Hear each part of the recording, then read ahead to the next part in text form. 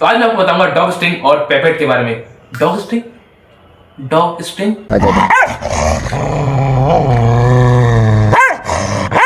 अरे नहीं नहीं यार, डॉग स्ट्रिंग नहीं, डॉग स्ट्रिंग।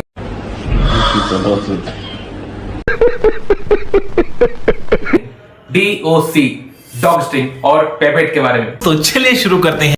चलता हूं अपनी कंप्यूटर स्क्रीन पे एंड लेट्स गेट स्टार्टेड।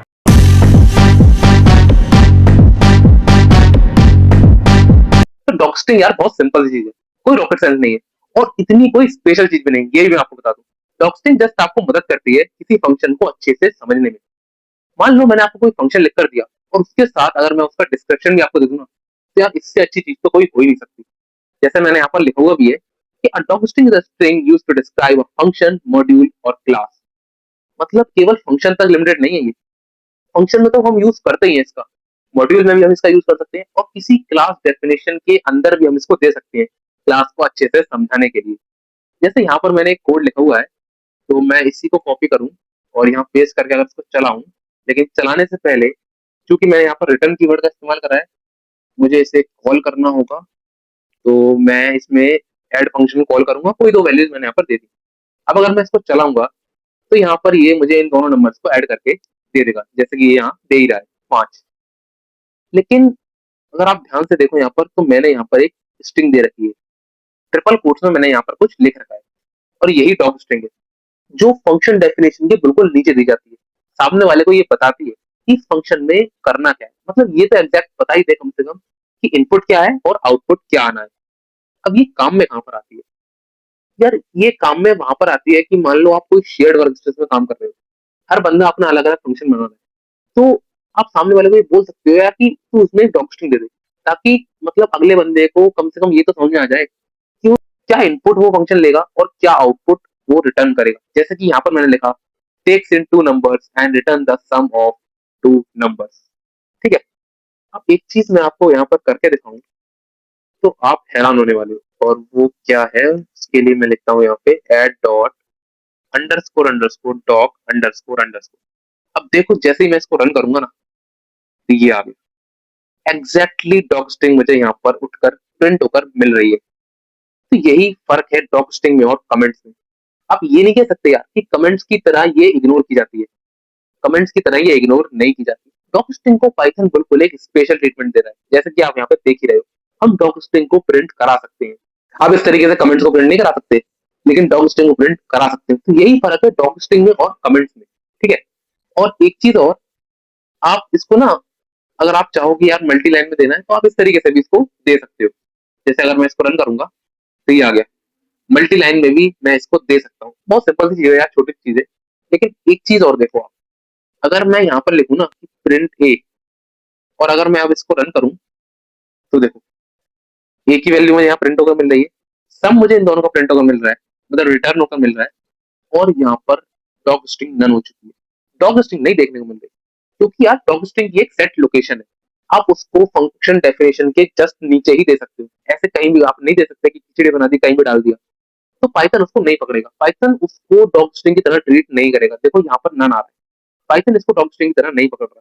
तो इसलिए हमें अगर डॉग स्ट्रिंग देनी है तो हमें उसको फंक्शन डेफिनेशन के जस्ट नीचे ही देना होगा। और एक तरह से ठीक भी है यार, क्योंकि फंक्शन का नाम पढ़ते ही हमको समझ में आ रहा है कि फंक्शन में हो क्या रहा है। तो इसी तरीके से इसको डिजाइन किया गया है कि इसको आप फंक्शन डेफिनेशन के जस्ट नीचे ही दे सकते हो, तो पाइथन इसको डॉग स्ट्रिंग की तरह ट्रीट करेगा, वरना। ठीक है, तो ये था डॉग स्ट्रिंग के बारे में। और बाकी अब अगली चीज जो मैं बताने वाला हूँ वो है पैकेट।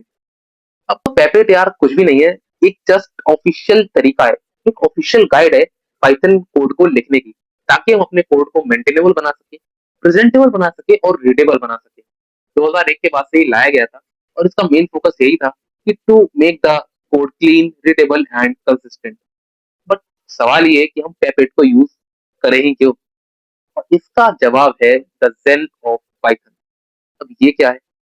अब ये ना बड़ी मजेदार चीज है, तो इसके लिए मैं इसको यहाँ पर आपको करके दिखाता हूँ। इसको मैं इसमें लिखता हूँ पाइथन, पाइथन 3.14 मैं यहाँ चला रहा हूँ।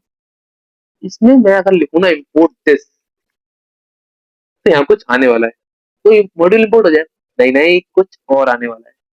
तो एंटर मारता हूँ मैं इसको, ये ये आ गया the Zen of Python by Tim Peters.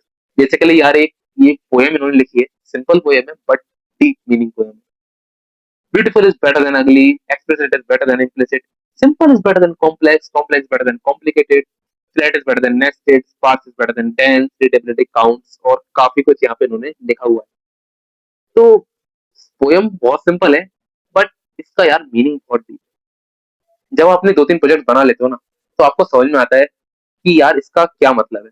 अगर आप अभी बिगिनर हो तो हो सकता है आपको इसका मीनिंग समझ में ना आए, आप इसको रिलेट ना कर पाओ। बट यार जब आप अपने 2-3 प्रोजेक्ट बना लेते हो ना, तब आपको समझ में आता है कि यार कितना सही चीज लिखी है। मतलब ऐसा होता है ना, प्रोजेक्ट बनाने के बाद हमको समझ में आता है कि यार हाँ अच्छा, इस चीज को मुझे ऐसे नहीं ऐसे करना चाहिए था, ऐसे करता तो ज्यादा अच्छा लगता, या ज्यादा अच्छा मैं आउटपुट प्रेजेंट कर सकता था। तो तब आपको ये चीज समझ में आती है। मैं अपने पर्सनल एक्सपीरियंस से बता रहा हूँ यार। मतलब एक एक लाइन को हम यार रिलेट कर पाते हैं, एक एक चीज को हम अपने कोड में देख पाते हैं कि यार हाँ ऐसे हो सकता था ये। Beautiful is better than ugly, explicit is better than implicit, complex is better than complicated. वैसे तो यहाँ पर भी मैंने 2-3 एग्जांपल्स देकर आपको यहाँ पर समझाने की कोशिश करी है, तो समझने की कोशिश करना यार। बाकी यार जब अपने आप 2-3 प्रोजेक्ट बना लो ना, तो वापस आना और इम्पोर्ट दिस लिख कर इसके इसको चलाना और फिर इसको पढ़ना। आप एक एक चीज को रिलेट कर पाओगे, आपको समझ में आएगा कि यार मतलब कितनी सही चीज लिखी है। एक एक लाइन का आपको मतलब समझ में आ जाएगा। Better, beautiful is better than अगली, मतलब अलग ही चीज लिखी है यार, इसको शब्दों में बयान नहीं किया जा सकता। तो बढ़िया चीज लिखी है यार और काफी मजेदार है।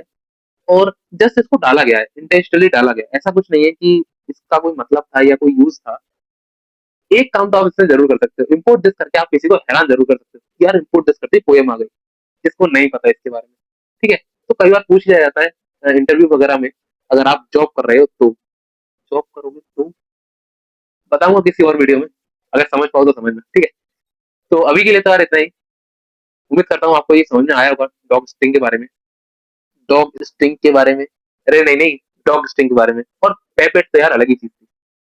और अगर अभी तक आपने प्लेलिस्ट पे एक्सेस नहीं करा है, तो यार एक्सेस कर लो, क्योंकि अगेन सारे वीडियोस यहीं पर आएंगे, एक एक करके गिनती यहीं पर बढ़ेगी।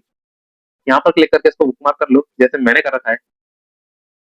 मिलता हूँ आपसे अगली किसी वीडियो में, तब तक के लिए thank you guys for watching this video and I will see you next time.